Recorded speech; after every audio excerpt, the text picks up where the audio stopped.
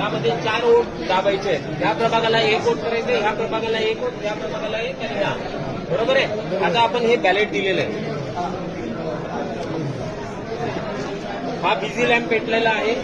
जेव्हा मतदार आतमध्ये जाईल तेव्हा त्याच्या डाव्या बाजूला पहिला हा असेल, पहिला युनिट अ ब.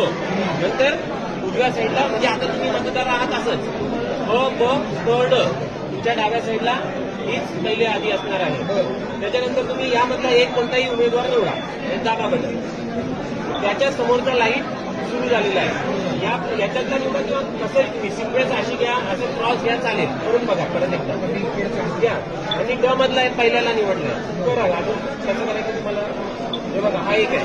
आता जर जेव्हा चौथा हा प्रेस करणार आहे दाबा, त्यावेळेस मशीनमधून आवाज येईल.